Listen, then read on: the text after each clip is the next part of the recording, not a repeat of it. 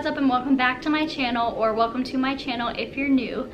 My name is Amber and I'm currently 34 weeks pregnant, and today's video is going to be another pregnancy update video. So we're going to start off by reading about baby's stats and find out how big she is this week and see what is going on with her.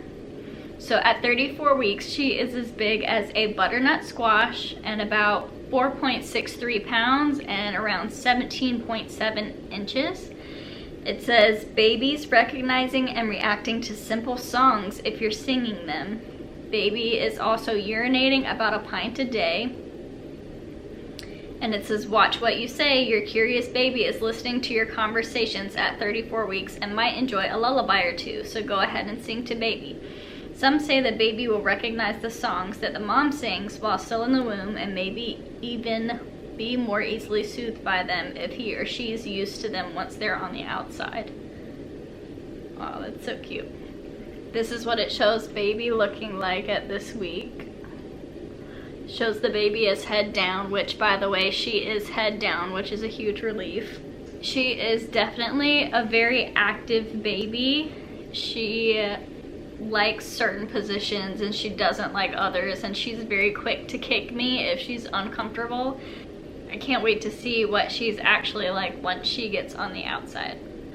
So now let's talk about what's been up with me the past couple weeks since our last pregnancy update, because it seems like the world has just went crazy since then. First of all, March 27th for us marks the 1-year anniversary of our son's passing.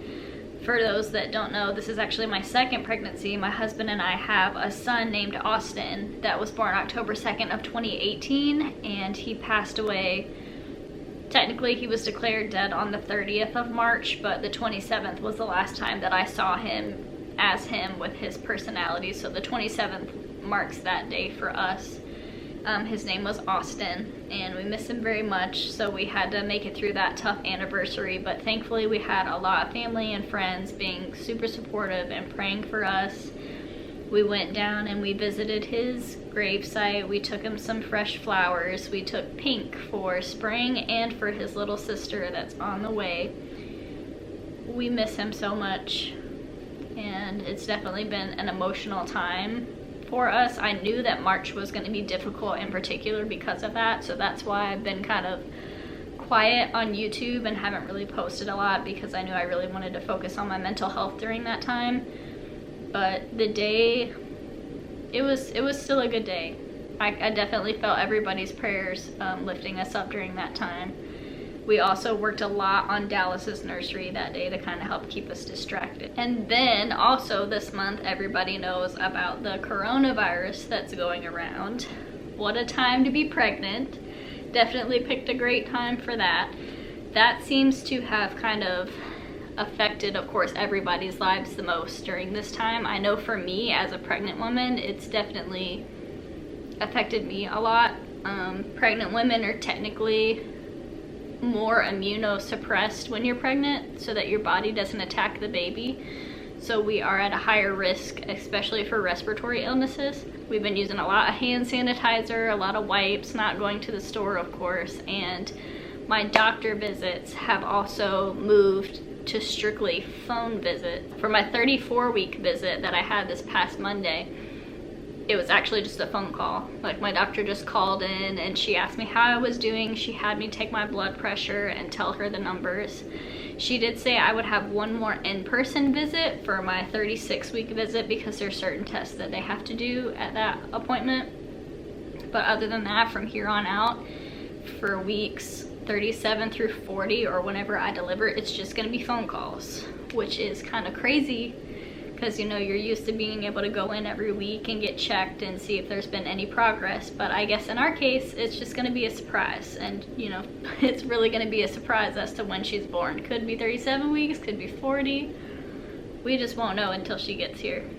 Another way that the coronavirus really affected us is we did end up having to move our baby shower to be a virtual baby shower instead of in person, which was a little bit of a bummer, but my family is really awesome and they're always fun to be around, and they make all the crappy situations or circumstances better. So we were able to get most everybody on Facebook, like a Facebook video call, but it does only allow a certain amount of people, so we weren't able to get everyone. But we were still able to see everybody and play games and kind of open presents. Some people mailed them to my house so that I could open them on camera, and then some people just held up what they got me and we would get it at a later date. But we still managed to have a lot of fun, and we decided that once Dallas is born and all of this coronavirus stuff has passed, we'll do kind of more of a meet the baby party. That way we can still decorate and have fun and celebrate her arrival, and everybody will be able to meet her. Another thing that we found out from our doctor and where we deliver at right now is they are only allowing one support person in the room when the baby's born, which is kind of a bummer. I know that I'm strong enough to get through whatever I need to get through, but it's a bummer for me to not be able to have certain family members present when she's born, because it's like after everything not only we've been through, but like a lot of our other family members and Paul's family members were close to Austin. And so seeing Dallas be born would just really be an important part of that closure and things with that experience that I feel like might get missed out on. But we're gonna do everything that we can to safely keep everybody involved, and you know, maybe hopefully we'll be able to do like a birth vlog, or you know, like my mom, I really hope I can FaceTime her when the baby's born if she can't be in the room. But that's something that I'm gonna have to talk to my doctor about, because she said under normal circumstances they don't allow you to really film any of the birth or FaceTime people during it, but she's hoping that they'll be able to make exceptions given all the mess that's going on right now. I will say one positive thing about being stuck in the house is, thanks to help from family members, aka my mom and my husband Paul, we've pretty much been able to get her nursery, which is where I'm sitting right now, pretty much finished. There's a couple finishing touches that I want to be able to get done before filming like a nursery tour if I can, but it's just gonna depend, because like we can't go out to the store, like we can't go out to really Hobby Lobby and buy the things that we need to finish. So it's just gonna kind of be a balance of how much time I have left and when we might be able to get out of the house. I might just have to kind of film it as is without some of the finishing touches so that I can still get it up in time before she's born, because I'm so excited. I want everybody to see it. It turned out perfect, exactly how I envisioned it in my head. I have no idea how I managed to do that, because I'm not a very like visual person. Like if I see it in my head, it's hard for me to pick it out online and like picture everything together. But this room, I love it. It's so perfect. Everything in it, like a lot of time was spent on it, picking out the different pieces that go together just for her, and I can't wait to see her in it too. I think it's gonna be so cute. As far as symptoms go that I've experienced about over the past month, my acid reflux did get so bad that I finally had to cave and get prescription medication. I wasn't thrilled about it, just because I don't like being on any medicine while I'm pregnant, even if they say it's safe, just because I'm paranoid and I would just prefer not to be.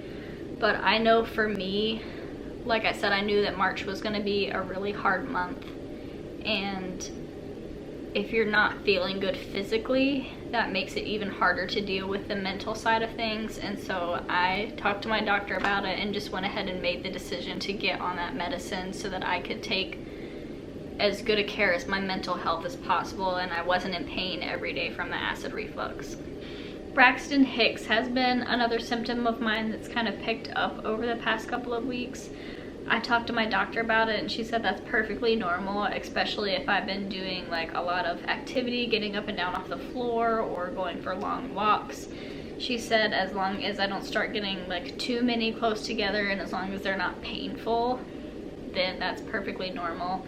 I'm just supposed to go lay down, you know, drink a glass of water, and that's worked. That's stopped them. Nothing too crazy as far as that goes. And of course, with getting bigger comes things like body aches and increased pressure going on everywhere. I'm not able to see my chiropractor anymore because of everything that's going on, which is a really big bummer, They usually help a lot with the back pain and helping me feel more comfortable overall as I get bigger. Now I feel like even though I use lotion at least 2 to 3 times a day on my belly, I can just really feel my skin stretching. With Austin, I carried him more in my hips and kind of like my butt area, and with her, she's all belly. Like I feel huge, especially over the past month. She's just had a growth spurt, and you guys will see when I do my belly shot. But it actually, like, my skin just feels sore, and I actually have gotten 2 new stretch marks on my stomach, which is a bummer. I didn't have really any except for maybe a tiny one with Austin on my stomach. His were mainly on my hips and everything like that. But with her, I made it kind of far without getting stretch marks, but now I have 2 new ones right on my stomach from my skin just stretching so much. Overall, I mean, though, I feel like I can't complain that much. You know, my health is good. My family's health is good, thankfully, with everything that's going on. We're just trying to stay quarantined. Thankfully, we live in a rural county, and so I feel like as long as I'm staying in my house, I'm safe, and so my little pregnancy complaints don't really hold a candle to that. As long as I'm safe and my baby's safe, that's really what matters. I'm wrapping up the last day of the 34th week today. I'll be 35 weeks tomorrow, and that means she's gonna be here in 5 weeks. And the countdown just keeps getting more and more real, and I'm so excited to finally hold her and get to meet her and get to show her off to everybody, because I know she's gonna be my little mini me and best friend, and I can't wait to finally get to hold her and love on her and give her lots of kisses. Okay, so before I let you guys go, I'm gonna do a quick bump shot so you can see how much the baby has grown. And I've got my due in May shirt on, although hopefully I wouldn't mind if she came, you know, end of April. That'd be fine with me too. This is my belly. As you can see, she's definitely popping out a lot more. My little body feels like it's gonna pop. Can't really tell as much from the front, especially if I'm in black. But yep, she's growing. That has been my 34-week pregnancy update. I have a lot more videos that I'm hoping to film coming up, including doing like a labor simulation thing with my husband, because I think every man should feel what it feels like to have a contraction, or as close to it as we can get.